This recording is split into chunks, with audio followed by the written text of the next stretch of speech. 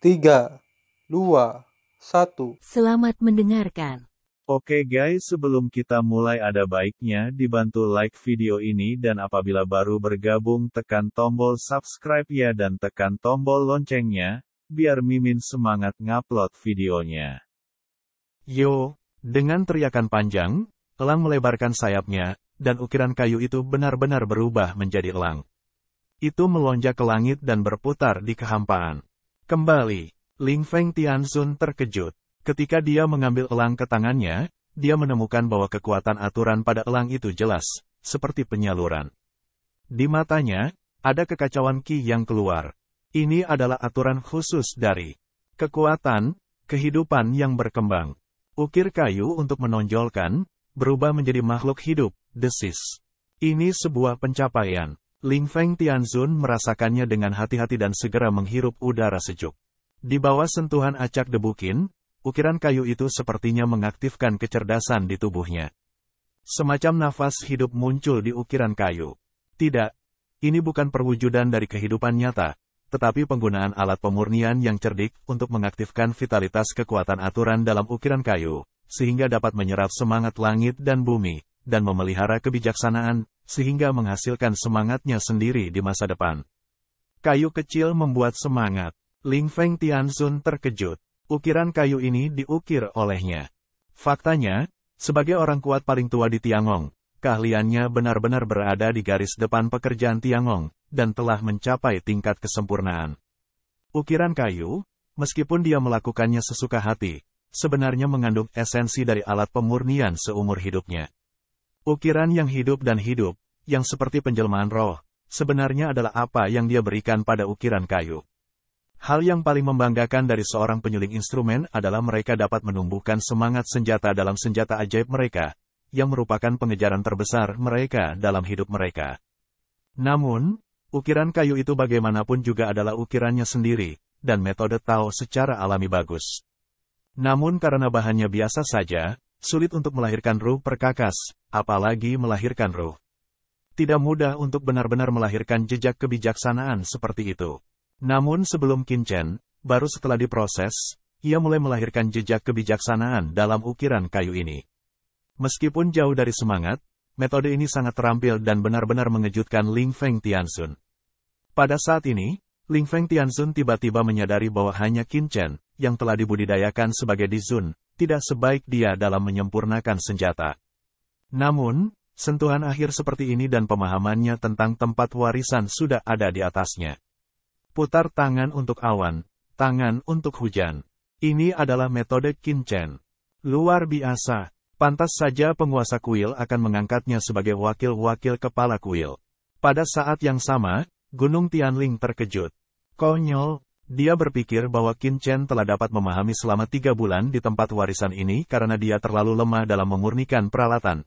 Tetapi sekarang dia mengerti bahwa pihak lain telah mencongkel ke tingkat inti dari tempat warisan, dan memiliki rasa pemahaman untuk waktu yang lama.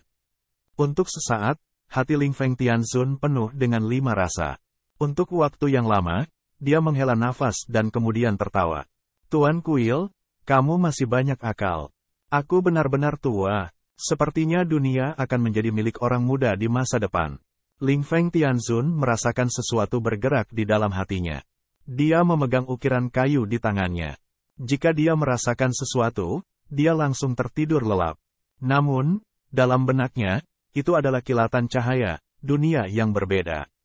Di luar tempat warisan, Qin Chen, apa yang kamu lakukan pada ukiran kayu Ling Feng Tianzun barusan?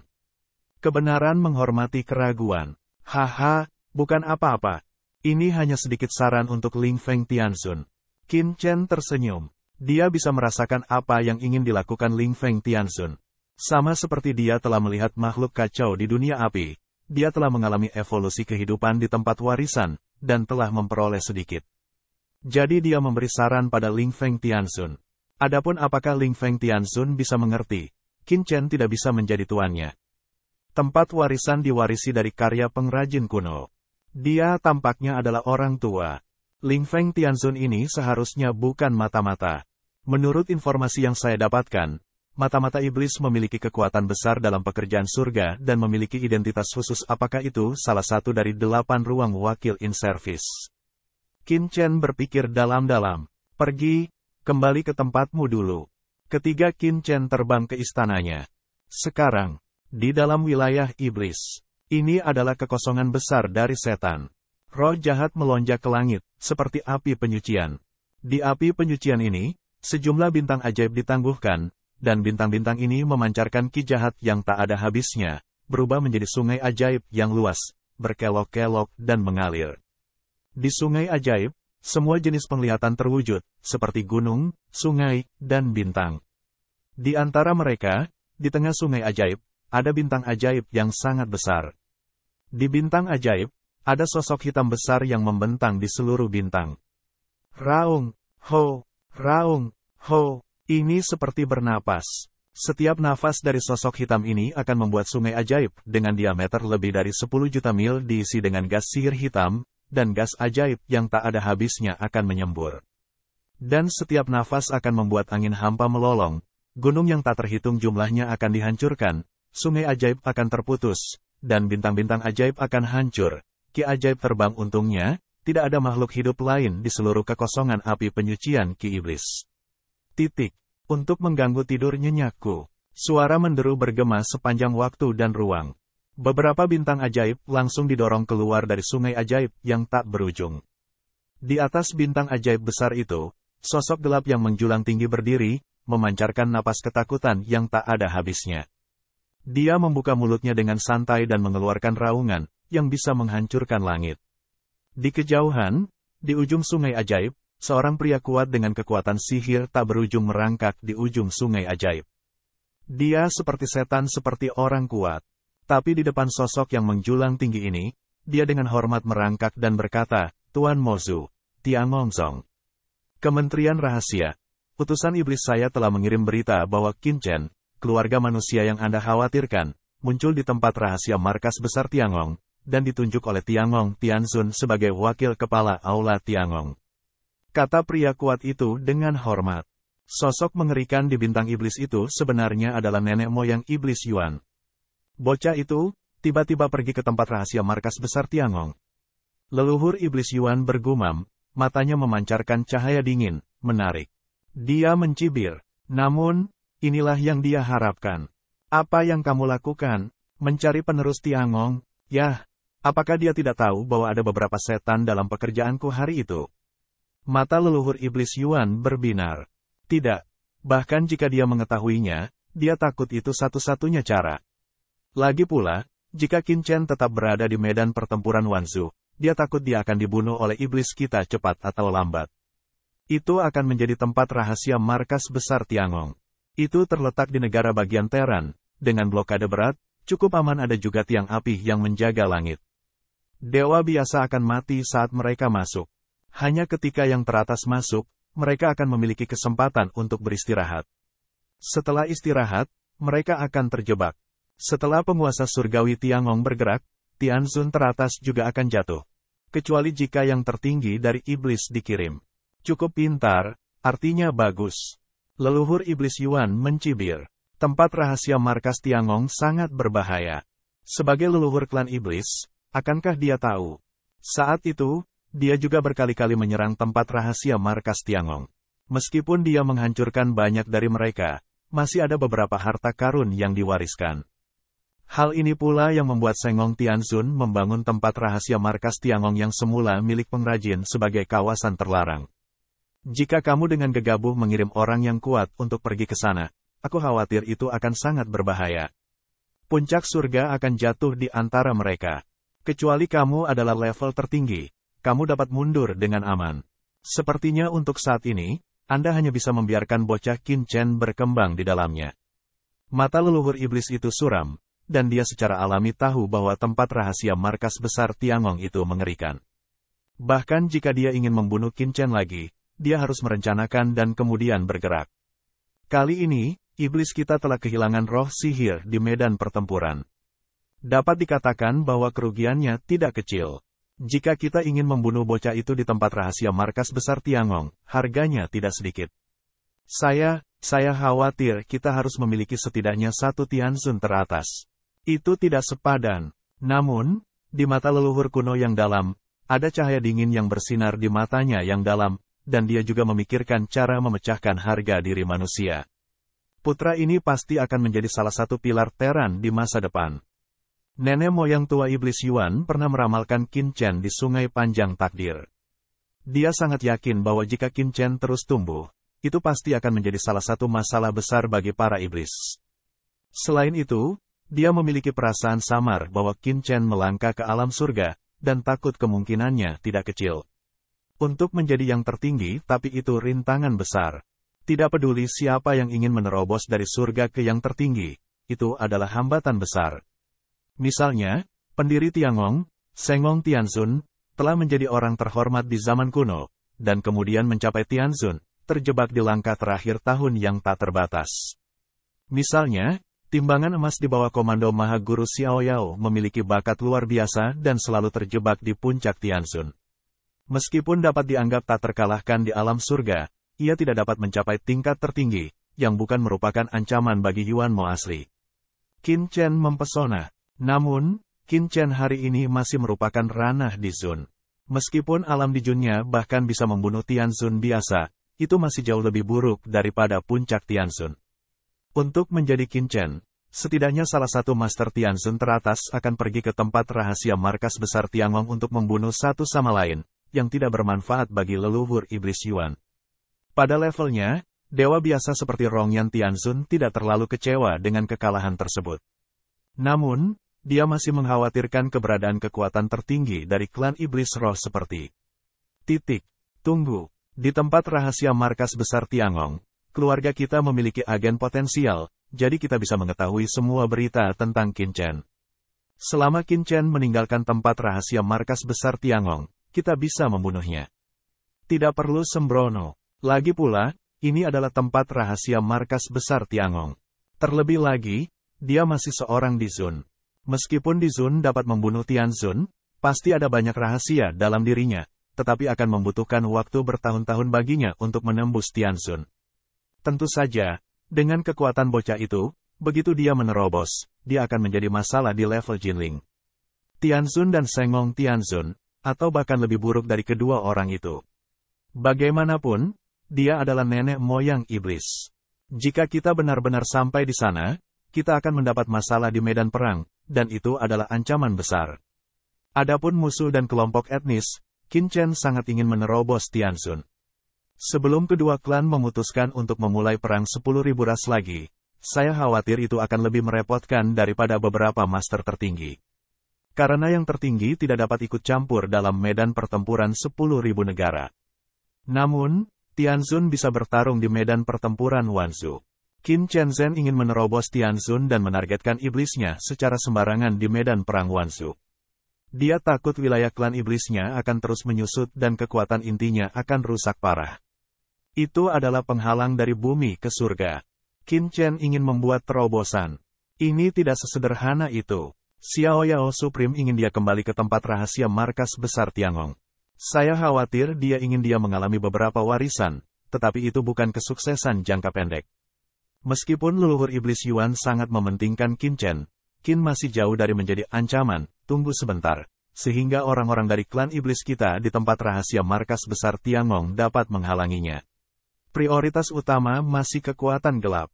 Leluhur iblis Yuan berpikir, langsung mencibir. Untuk menyenangkan orang itu dan memberi Qin Chen cukup pengalaman, dia ditunjuk sebagai wakil pemimpin aula secara langsung. Haha, itu memberiku beberapa peluang. Leluhur iblis Yuan mencibir. Kelompok penyuling senjata dalam pekerjaan Tian semuanya tua dan keras kepala. Mereka tidak takut pada langit dan bumi, dan tidak ada yang menentang mereka. Mereka hanya peduli pada wajah mereka sendiri. Sekarang mereka tahu bahwa Qin Chen telah menjadi wakilnya. Kepala aula, bagaimana mereka bisa hidup sesuai dengan itu? Yuan Mo Laozu mencibir. Di dalam intelijen, dia juga mengetahui situasi rahasia markas besar Tiangong. Seperti yang dia duga, para pengrajin tua sangat marah, sehingga mereka tidak bisa menahan diri. Tambahkan saja minyak dan cuka lagi, hehe.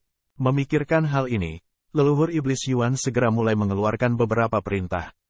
Meskipun dia tidak akan mengirim ahli untuk membunuh Qin Chen, dia telah berada di tempat rahasia markas besar Tiangong selama bertahun-tahun. Secara alami, dia memiliki banyak tangan gelap dan dapat membuat beberapa keputusan melawan Qin Chen. Hei, nak, tunggu saja kepalamu terbakar. Saat perintah diberikan, leluhur tua iblis Yuan tertawa muram. Setelah beberapa saat, dia tertidur lelap lagi. Setelah dipotong oleh pedang oleh Qin Yueji, dia mundur dari medan perang, tetapi dia juga menderita beberapa luka ringan. Secara alami, dia perlu memperbaiki dirinya sendiri. Dia memiliki hal-hal yang lebih penting untuk dilakukan. Adapun Qin Chen, dia hanya menempati sudut kecil di hatinya. Lagi pula, lawannya adalah pemimpin dari orang-orang seperti Xiao Yao yang tertinggi. Tempat rahasia markas besar Tiangong. Di sebuah istana megah, sosok dengan wajah tersembunyi dalam kegelapan menerima pesan yang sangat rahasia. Pria kuat dengan bau yang mengerikan itu tersapu oleh indera ilahi, dan kemudian menghilang ke dalam kehampaan. Urutan leluhur iblis Yuan, Qin Chen. Sosok gelap itu berbisik, dan seluruh kekosongan bergetar. Itu hanya orang kecil. Tidak hanya pekerjaan ilahi Tianzun menunjuknya sebagai wakil kepala aula, tetapi sekarang bahkan leluhur tua dari iblis Yuan telah mengirim pesan secara langsung untuk meminta saya menghancurkan masa depan Qin Chen. Ini menarik. Sosok gelap ini, matanya memancarkan cahaya dingin. Yah, aku sudah bersembunyi di sini selama bertahun-tahun, tapi aku menganggur. Aku bisa melakukan beberapa aktivitas dan bersenang-senang. Haha, Qin Chen, wakil-wakil ketua aula, kamu bisa menunggu. Aneh. Kamu tidak tahu posisi Anda. Anda harus membiarkan guru ilahi membakar diri Anda di atas api dan menjadi bahagia. Suara bayangan gelap ini jatuh, dan diam-diam menghilang ke dalam kehampaan. Pada saat yang sama, beberapa pesan dikirimkan secara diam-diam ke beberapa orang di tempat rahasia markas besar Tiangong. Qin Chen secara alami tidak tahu bahwa leluhur iblis Yuan telah mengambil tindakan terhadap dirinya sendiri. Dia dan Zhenyan Dizun meninggalkan tanah warisan dan menjara langsung ke istana mereka sendiri. Namun di sepanjang jalan, Qin Chen sedikit mengernyit. Karena, sejak awal meninggalkan tempat warisan, di sepanjang jalan, banyak kesadaran ilahi datang dan menimpanya satu demi satu. Kesadaran ilahi semacam itu sangat ganas dan memiliki rasa pemeriksaan. Bahkan, orang-orang ini membicarakan sesuatu secara rahasia. Sepanjang jalan, selama Qin Chen dan orang-orang yang mereka lihat, mereka semua menunjuk. Qin Chen, sepertinya kita telah bekerja untuk selebriti sepanjang hari. Kata-kata yang benar untuk menghormati kata senyum, tetapi ada jejak mata yang bermartabat. Lagi pula, dikritik oleh begitu banyak orang, banyak tetua adalah pendahulunya di tempat rahasia kantor pusat kerja pada hari ini. Bisakah dia berada di bawah sedikit tekanan? Tuan, kamu terlalu pandai menaruh emas di wajahmu. Qin Chen yang menjadi terkenal. Apa hubungannya denganmu? Serangan tanpa ampun Yao Guangxun. Batuk. Aku berkata, murid, bisakah kamu memberi wajah pada tuanmu? Abaikan saja. Secara alami, dia tidak peduli. Sekelompok tiga segera kembali ke istana mereka. Sehat, baru saja, debu Qin baru saja mendekati istananya, alisnya lalu sedikit berkerut. Zhenyan Dizun juga berhenti dan wajahnya terkejut. Di luar istana mereka, ada banyak orang yang terkepung, beberapa memakai jubah diaken dan beberapa memakai jubah penatua. Masing-masing mengeluarkan nafas yang mengerikan, seperti nafas orang yang dihormati seperti lautan luas, dan mereka tersebar di langit dan bumi. Qin Chen, kata-kata sejati ini untuk menghormati dengan cara yang menakjubkan. Begitu banyak orang, berkumpul di sini, harus mengatakan, memberikan kebenaran untuk menghormati banyak tekanan. Bagaimanapun, dia hanya seorang junior. Lihat, ini dia Qin Chen. Yang mana Qin Chen, itu yang termuda di tengah, dan di sebelah mereka adalah penguasa kebenaran dan penguasa cahaya. Nah, itu dia, seperti yang diharapkan, dia masih muda. Mereka semua mengatakan bahwa Qin Chen masih sangat muda. Sekarang, sepertinya dia benar. Pemuda seperti itu telah ditunjuk sebagai wakil pemimpin aula. Bagaimana menurut para pejabat senior itu? Melihat Qin Chen dan yang lainnya datang, ada banyak keributan dan diskusi di lapangan. Banyak orang menatap Qin Chen, tetapi mata mereka tidak ramah. Apakah kamu Qin Chen? Di tengah kerumunan, seorang lelaki tua berjalan keluar, menunggu Qin Chen kembali ke kediamannya, berhenti di depan 3 orang, menatap Qin Chen. Orang tua yang mengenakan jubah apoteker memiliki temperamen dan prestasi yang luar biasa. Dia tampaknya berada di puncak dunia. Matanya berbinar dan dia meremehkan untuk menatap Qin Chen. Posturnya tinggi di atas yang lain, seperti sesepuh yang menghadap ke generasi muda. Qin Chen, ini tetua Long Yuan. Dia adalah tetua tua yang bekerja di surga. Zhen Yandizun dengan cepat menyampaikan pesan itu kepada Qin Chen, memberitahunya identitas pihak lain. Dia benar-benar barang antik dari Tiangong dan telah menjadi sosok yang lebih tua untuk waktu yang lama. Ketika Zhen Yandizun masih junior, dia mendengarkan ceramah pihak lain. Jika Anda dapat menemukan kebenaran dalam kehidupan biasa, Anda akan sangat bahagia, tetapi hari ini, kedatangannya tidak baik. Penatua Long Yuan. Zhen Yandizun takut Qin Chen akan mengatakan sesuatu yang salah, jadi dia bergegas ke depan, memberi hormat terlebih dahulu, dan kemudian mengucapkan beberapa kata yang baik. Namun, sebelum dia membuka mulutnya, pihak lain sudah mengeluarkan suara dingin. Sebenarnya, Anda mengembalikan saya, tidak ada urusan untuk Anda di sini. Anda juga seorang lelaki tua yang bekerja di zaman saya. Konyol mengikuti wakil ketua aula. Bagaimana orang ini bisa membantu Anda? Tetua Long Yuan meremehkan untuk mengatakan, matanya dingin, dan kata-katanya tidak bisa diucapkan.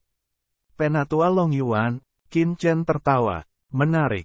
Tuan tua, orang tua hari kerja. Namun, dari mulut Yumo Dizun, Qin Chen kebetulan mengetahui bahwa Long Yuan yang lebih tua adalah salah satu mata-mata dari klan iblis. Tidak bisakah orang-orang dari klan iblis menekan begitu cepat? Mengenai penunjukan wakil Tuan Qin, Anda hanya mengikuti perintah dari pemimpin senior Ma Yuan, tetapi Anda hanya mengikuti perintah dari Ma Yuan yang lebih tua. Kata hormat yang sebenarnya terlihat jelek. Jika kamu menghormati kebenaran, kamu tidak perlu mengatakan lebih banyak. Qin Chen tiba-tiba tertawa. Dia menghentikan Zhen Yandizun untuk melanjutkan. Dia melihat ke semua orang yang hadir dan kemudian Yan Long Yuan yang lebih tua. Dia berkata sambil tersenyum, itu tetua Long Yuan. Mengapa Anda ingin saya menjadi wakil ketua aula? Namun, sepertinya Anda tidak tahu perbedaan antara keduanya. Seorang tetua harus lebih hormat di depan saya, wakil kepala kuil. Begitu pidato ini keluar, lapangan tiba-tiba menjadi gempar, dan banyak diaken dan penatua melotot.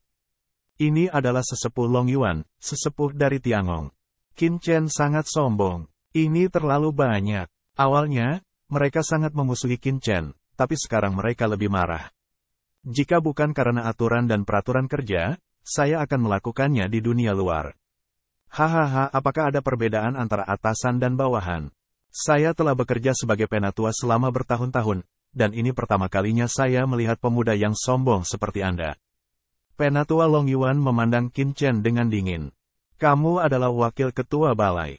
Namun, kamu baru saja menunjuk wakil ketua balai. Aku belum mengenalinya. Dizun kecil juga ingin menjadi wakil-wakil ketua balai. Konyol. Qin Chen terkekeh dan berkata, wakil-wakil ketua aula adalah orang yang berunding tingkat tinggi, tetapi bukan yang ditunjuk oleh Ben Sao sendiri. Jika tetua Long Yuan memiliki pendapat, dia dapat menemukan pengrajin kuno Tianzun mereka, atau dia juga dapat temukan penguasa kuil. Hahaha, di mana saya punya pendapat? Selamat. Penatua Long Yuan tertawa terbahak-bahak. Dikatakan bahwa wakil ketua aula Qin pernah menjadi putra Saint eksternal dari pekerjaan saya sehari-hari. Dia belum pernah ke tempat rahasia markas sebelumnya. Dia bisa langsung menjadi wakil kepala kantor pusat. Agen kerja surga kita sebagai anak suci. Dia pasti memiliki kekuatan luar biasa dan ciri luar biasa. Ini mungkin tampak seperti pujian, tetapi kedengarannya kasar. Banyak tetua merasa tidak nyaman setelah mendengar ini karena Qin Chen memang dari anak Tuhan langsung menjadi wakil aula Tuan. Ini sudah berapa tahun tidak mendengar hal-hal. Saya sangat senang mengetahui bahwa Anda telah menjadi wakil-wakil penguasa istana. Saya sangat senang mengetahui bahwa Anda telah menjadi wakil kepala aula di masa depan. Saya senang memiliki pilar untuk pekerjaan saya. Terima kasih. Qin Chen membuka mulutnya.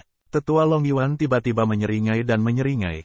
Kamu masih sangat muda untuk menjadi wakil pemimpin aula, tentu saja luar biasa. Aku akan melakukannya. Penatua Long Yuan menatap Qin Chen. Pertama, selamat. Kedua ini untuk menantang Anda, wakil ketua aula.